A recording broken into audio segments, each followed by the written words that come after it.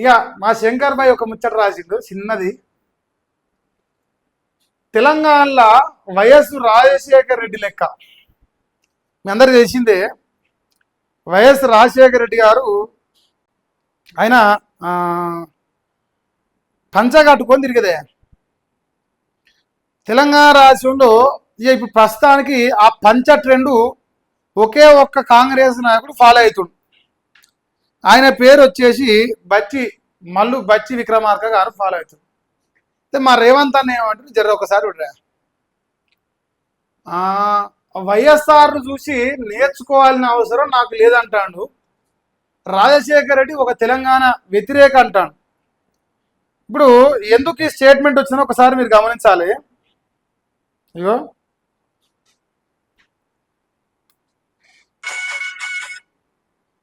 గోసి కట్టుకొని తిరిగే ప్రతి ఒక్కరూ వైఎస్ఆర్ కాలేరట.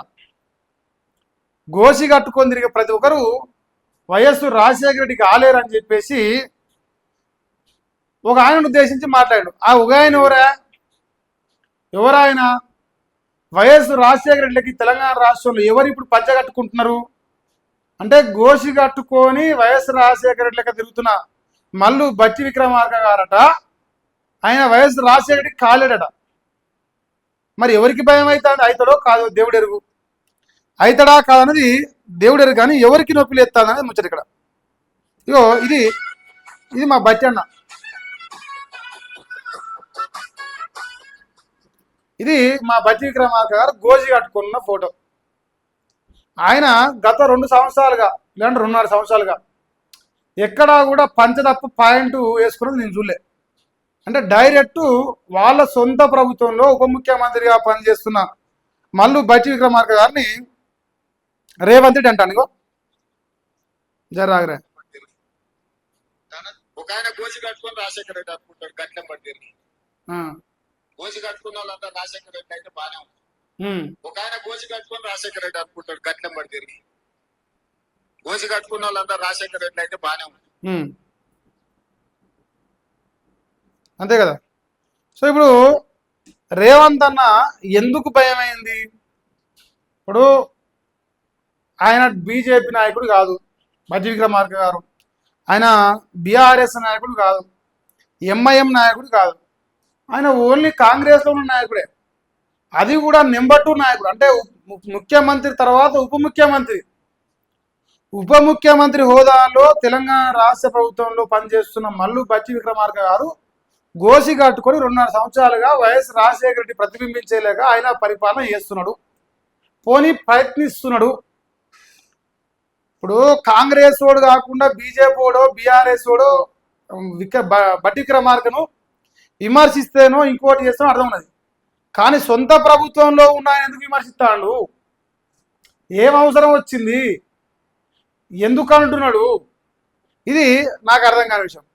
ఇంకోటి, ఎన్నడూ లేని వైఎస్ రాజశేఖర రెడ్డి ఎందుకు కించపరుస్తూ మాట్లాడుతున్నాడు ఇక్కడ? ఆ సందర్భం ఎందుకు వచ్చింది? ఇది కూడా మనం ఆలోచించాలి. ఇగో వైఎస్ఆర్ను చూసి నేర్చుకోవాల్సిన అవసరం నాకు లేదు. అంటే ఆయన లెక్క కరెంట్ ఇస్తలేను, ఆయన లెక్క నీళ్ళు ఇస్తలేను, ఆయన లెక్క రుణమాఫీ చేయలేను, కాబట్టి ఆయన లెక్క మంచోడు నేను కాదు, కాబట్టి నేను అసలు కిరాతకు నేర్చుకునే పని లేదంటాను సింపుల్గా. ఇక రాజశేఖర రెడ్డి ఒక తెలంగాణ వ్యతిరేక అంటాను. దొంగల పట్ట 6 నెలల కట్ట దొంగ నడిచినట్ట. దొంగల పట్ట 6 నెలలు అయిపోయింది. వైఎస్ రాజశేఖర గారు పాపం 2009 చనిపోతే 2026లో ఆయన తెలంగాణ వ్యతిరేకాన్ని రేవంత్ రెడ్డి గుర్తొచ్చింది. ఎన్ని ఏళ్ళు అవుతుంది లెక్క పెట్టరా? 9, 16, 26 ఇంకొక 3 ఏళ్ళు అయితే 20 ఏళ్ళు అవుతుంది. 17 సంవత్సరాల తర్వాత వైఎస్ రాజశేఖర రెడ్డి చనిపోయిన 17 సంవత్సరాల తర్వాత గుర్తొచ్చినారు రేవంత్ రెడ్డికి తెలంగాణ వ్యతిరేకాన్ని. అధ్యక్ష, టిఆర్ఎస్ పార్టీకి 50 సీట్లు ఇస్తుంది అధ్యక్ష, పట్టున 10 సీట్లు గెలవలే. రాజేంద్ర నీ ముఖం ఏడబెట్టుకుంటావని వైఎస్ రాజశేఖర రెడ్డి గారు నిండు అసెంబ్లీలో ఉమ్మడి ఏపీలో ఈటల రాజేందర్ను అవమానించిన విషయం అందరికీ తెలుసు. వైఎస్ రాజశేఖర రెడ్డి గారు తెలంగాణ వ్యతిరేకంగా అందరికీ తెలుసు. కానీ రేవంత్ రెడ్డి పచ్చ రంగులో వండుకున్నప్పుడు, టీడీపీలో పొరలాడుతున్నప్పుడు, పసుపు రంగు పులుకున్నప్పుడు ఈ విషయం ఎందుకు మాట్లాడలే? ఎందుకంటే ఈయన గురువు గారు కూడా చంద్రబాబు నాయుడు అనే తెలంగాణ వ్యతిరేకి ఈయన గురువు కాబట్టి మాట్లాడి అది చెప్పరు అదే పోని ఇక్కడ కలపాలి కదా. వైఎస్ రాజశేఖర రెడ్డి మరియు చంద్రబాబు నాయుడు గారు ఇద్దరు కూడా తెలంగాణ వ్యతిరేకులే. అంటే గురువునేమో కాపాడాలి, రాజశేఖర రెడ్డినేమో బదనాం చేయాలి. ఓడు అల్లం పెట్టాయే, ఓడు బెల్లం పెట్టాయే. అయితే ఇద్దరు అల్లం కావాలి, ఇద్దరు బెల్లం కావాలి. ఇది ఎక్కడ చిత్రమో నాకు అర్థమైతే లేదు. ఇక నేను ప్రతిరోజు 16 నుంచి 18 గంటల పాటు శ్రమిస్తున్నట. ఓ కొడుక 16 నుంచి 18 గంటలు పొరలాడుతున్నావా? ఏది మరిది పొరలాడుతుంది? అడ్డం నిలువు పనుకొని పొరలాడినా తెలియదు. అవి మరి ఏం పని చేస్తున్నావు? పనులు కానీ పని ఏం చేస్తున్నావు? భూములు అమ్ముతున్నావు, 16 గంటలు పనిచేసి కొంపలుగులు కొడుతున్నావు, 16 గంటలు పనిచేసి 16 గంటలు పనిచేసి రైతు బంధు ఎగ్గొడుతున్నావు, రుణమాఫీ ఎగ్గొడుతున్నావు, ఉద్యోగాలు ఇస్తలేవు, ప్రజలను రైతులను పీడ్చి పిప్పి చేస్తున్నావు, తాగుబోతులను పెంచుతున్నావు, తాగుబోతుల పైసలు పెంచుకుంటున్నావు, రెవెన్యూ ఆదాయం పెంచుకుంటున్నావు. నువ్వు 24 గంటలు పనిచేసినా గిదే పని చేస్తున్నావు. కానీ అభివృద్ధి సున్నా. ఓ ప్రాజెక్టు కట్టలే, ఓ ప్రాజెక్టుల తట్టడు మట్టి ఎత్తలే, ఏం బీకలే. కానీ 18 గంటలు పనిచేస్తున్నాం. ఏమిటికి పని చేస్తున్నాం? నాశనానికి పని చేస్తున్నాం. భూములు అమ్మితే మంచా చెడా, అప్పు తెస్తే అది మంచా చెడా, తాగుబోతులను తయారు చేస్తే అది మంచా చెడా, ప్రజల కానుంచి ట్యాక్సుల పేరుతోని రెవెన్యూ శాఖలో ఆదాయం పెంచుకుంటే అది మంచా చెడా, ప్రజలకు మంచా చెడా? ఇవన్నీ బరాబర్గా చెడే కదా. మరి నువ్వేం వెలగబెట్టావు 20 గంటలు పనిచేసి? పోనీ రాజశేఖర రెడ్డి గారు తెలంగాణ వ్యతిరేకిగా నేను తక్కువ చేసి మాట్లాడినా వైఫై పోయింది, మీరు చేసారు వస్తుందా? వైఫై పోయింది, ఏం కాలే కానీ కనెక్ట్ అవుతున్నది. సో ఎక్కడ చూసినా రేవంత్ రెడ్డి చరిత్ర మొత్తం ఏడదీసిన తెలంగాణ జల్లడ పట్టినా కూడా తెలంగాణ మీద ప్రేమ కానీ తెలంగాణ రాష్ట్రంలో ముఖ్యమంత్రి అయిన కానీ అభివృద్ధి కానీ కనిపిస్తలేదు. ఈయన పొడుగు మాట్లాడుకుంటుంది. నిజంగా ధర్మంగా మాటలు వస్తే వైఎస్ రాజశేఖర రెడ్డి గారికి ఈ రోజు కూడా ఈ తెలంగాణ రాష్ట్రంలో చాలా మంది కాంగ్రెస్ నాయకత్వం నుంచి పనిచేసిన బిడ్డలు అభిమానులు. కారణం ఏంది? వైఎస్ రాజశేఖర రెడ్డి గారు రైతుల్ని కడుపులో పెట్టుకొని కాపాడుకుంటూ కేసీఆర్ లెక్క. వైఎస్ రాజశేఖర రెడ్డి 108 అంబులెన్స్ తీసుకొచ్చి ప్రతి పేదోనికి ఆరోగ్యశ్రీ రూపంలో ప్రైవేటు దవాఖానలో కార్పొరేట్ హాస్పిటల్లో ఫ్రీ హెల్త్ ఇప్పించిండు. అది వైఎస్ రాజశేఖర రెడ్డికి ఈ తెలంగాణ రాష్ట్రంలో ఆయన చనిపోయి 17 సంవత్సరాలు అవుతున్నా ఆయన తెలంగాణ వ్యతిరేక అయినా ఈరోజు కూడా ఆయన పైన తెలంగాణ బిడ్డలకు అభిమానం ఉన్నది. నువ్వేం పీకినావు? నీ గురువు ఏం పీకిండు? బషీర్బాగ్లో పిట్టల్ని కాలని చంపిండు నీ గురువు చంద్రబాబు నాయుడు రైతుల్ని కరెంటు ఛార్జీలు పెంచినందుకు ధర్నాలు చేస్తే. అది నీ చరిత్ర. నీకు ఎవరు స్ఫూర్తి అంటే రైతుల్ని పిట్టలు కాలిన చంద్రబాబు నాయుడు స్ఫూర్తి. నీకు రైతుల్ని కడుపులో పెట్టుకొని కాపాడుకున్న రాజశేఖర రెడ్డి నీకు ఎప్పటికీ స్ఫూర్తిగా. నాకు తెలియదు నీ చరిత్ర.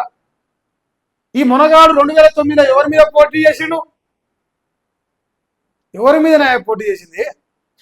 బట్టి విక్రమార్కని ఎందుకు విమర్శిస్తుండే? అలా ఏం నొప్పి లేచింది? బట్టి విక్రమార్క ఆనాడు చంద్రబాబు నాయుడు కొట్లాడుతూ వైఎస్ రాజశేఖర రెడ్డి శిష్యునిగా పనిచేసింది కాబట్టి నొప్పి అది. 3 రంగులలో వాడు కూడా పచ్చకామర్లు వచ్చిన ముఖ్యమంత్రి. పేరుకే 3 రంగులు, ఆయన కడుపు నిండా పచ్చకామర్లే. పసుపు పసుపు పసుపు. కమ్మ అంటే అమ్మతో సమానం. అది ఆయన చెప్తాడు స్టేట్మెంట్. కమ్మ కమ్మ కమ్మదనం. ఇంకా చూడ్రి, నన్ను మభ్యపెట్టడం అంత ఈజీ కాదు.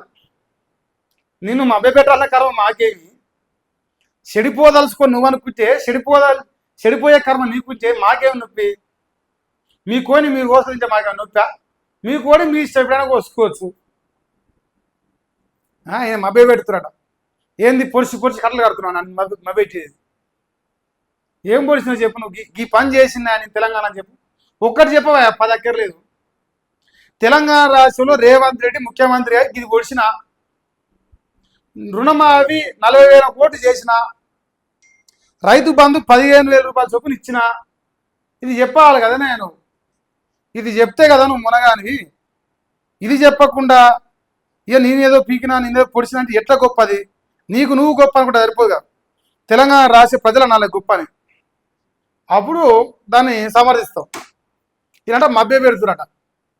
ఇక ప్రభుత్వంపై వ్యతిరేకంగా వార్తలు రాసినా నాకు కోపం రాదు. ఓ అయ్యో, అరే అగరబత్తీలు అన్న తీసుకురా మరి. చెప్తిన పోతే నేను అగరబత్తీలు పెడతా, మరి నీ ఇష్టం.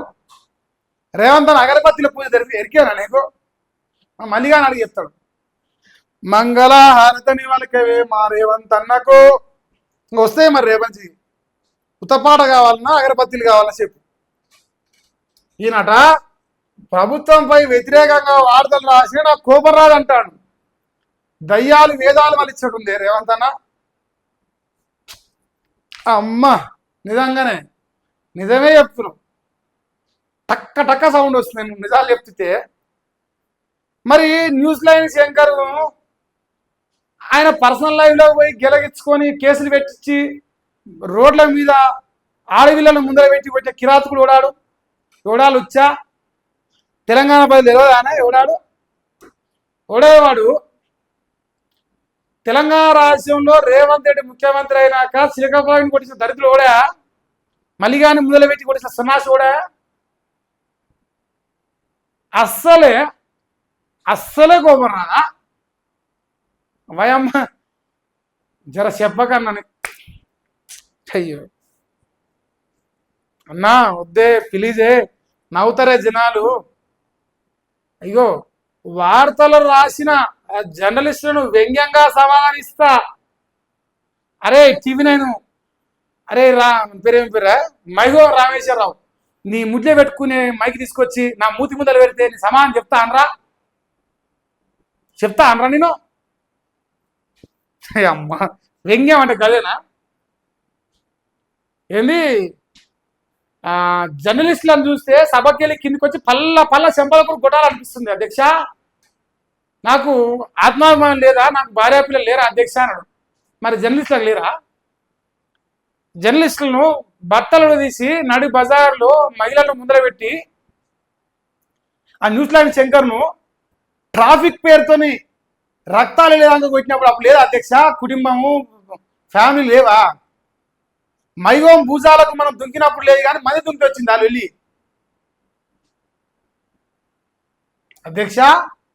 అధ్యక్ష మామూలు అధ్యక్షగా ఇది.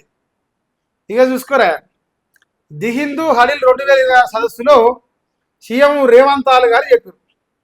ఇప్పుడు బచ్చన్న పైన, బట్టి విక్రమార్క పైన, దానికి తోడు జర్నలిస్టుల పైన, ప్రత్యేకంగా న్యూస్ లైన్ శంకర్ పైన అత్యంత ప్రేమ కలిగిన రేవంత్ రెడ్డి గారి గురించి మరి న్యూస్ లైన్ శంకరే రాసింది ఈ వార్త. నాకు నచ్చింది ఆ శంకర్ వార్త, బాగా రాసాం. నీ గురించే అన్నీ నాకు తెలియదా? ఈ తెలంగాణ రాష్ట్రంలో రేవంత్ రెడ్డి ముఖ్యమంత్రి అయిన మొదటి రోజులలో ఈ రాష్ట్రంలో జర్నలిస్టులకు వచ్చింది మొట్టమొదటిగా న్యూస్ లైన్ శంకర్నే. దాని వెనుకంగా ఉన్నది రేవంత్ రెడ్డే. ఇది రాష్ట్రంలో ఏ మూలకు ఏ పొక్కకు పోయి అడిగినా చెప్తారు జనాలు. మన సక్కమైన సంసార లెక్క జర్నలిస్టులు ఎన్ని వార్తలు రాసినా నాకేం నొప్పి లేదంటే జనాలు అవుతారు. నీ కొండాడిపల్లి పోయి వస్తుంటే న్యూస్ లైన్ శంకర్ను వెంబడించింది మర్చిపోయిరా తెలంగాణ ప్రజలు. రుణమాఫీ అడిగి అయ్యిందని మిర్రటి విజయారెడ్డి శంకర్ కలిసి పోయొచ్చు. ఏం చేసిరు నీ ఊళ్ళో? రుణమాఫీ అయ్యిందా ప్రజలారా అని అడుగుదాని వేరు. అడగనిచ్చినా మనం? ఇగో ఆ బెంగళూరులో వచ్చే సమాధానం తెలియకపోవచ్చు, నీ ఇంటర్వ్యూ చేసినాడు, కానీ మాకు తెలియదా నిజమేందని? ఎందుకే ఈ లంగ మాటలు? అనవసరంగా ఈ లంగ మాటలు మాట ఉన్న పరువు తీసుకోకని చెప్తున్నా. అది నేను చెప్పదలుచుకుంది. ఇక బచ్చి విక్రమార్క గారు, నా బచ్చన్న అంటే నాకు ఫుల్లు ప్రేమ. బచ్చన్న, నీ మీద వ్యతిరేకంగా కథనాలు రాపిస్తున్నా, నిన్ను డైరెక్ట్గా నీ వేషధారణ పైన కామెంట్స్ చేస్తున్నా, ఎన్ని చేస్తున్నా నువ్వు కాంగ్రెస్లో ఎందుకు మూసుకుంటున్నావో మాకు అర్థమైతలేదు. తెలంగాణ సమాజం నీ వెంటుంది. తెలంగాణ వ్యతిరేకి రేవంత్ రెడ్డి మాట్లాడే వ్యాఖ్యలకు నువ్వు స్పందించాలని నేను మనస్ఫూర్తిగా ఓ తమ్ముని నేను కోరుకుంటానా. ఇక నీ కర్మ నువ్వు స్పందించకపోతే మేము ఏం చేయలేం. ఇప్పుడు చెడిపోదలుచుకొని నువ్వు అనుకుంటే మేము ఆపుతావా? ఆపలేం కదా. అది ఇంకేందా అంతే. ఇక కేడీలకు మోడీలకు భయపడను, మోడీ నా పెద్దన్నాను మరి ఎందుకన్నా ఫిగరీ కన్నావా? ఫిగరీ కన్నావా? నువ్వు భయపడవే, నువ్వు మునగాని అనుకున్నావు, నాకంటే ఎక్కువ మునగానివే. మరి ఫిగరీ కన్నావా చెప్పాలి. ఇంకంతే. ఇక కూలేశ్వరం కాళేశ్వరం లచ్చకోడ్లు ఈ లంగపచారం 10 పైసల బిల్ల కేసీఆర్కి అవినీతి చేసిన ఆయన ఆధారం బయట పెట్టలే. ఇక నేను బయట పెట్టినా మా మల్లిగాడ కబ్జా చేశాను.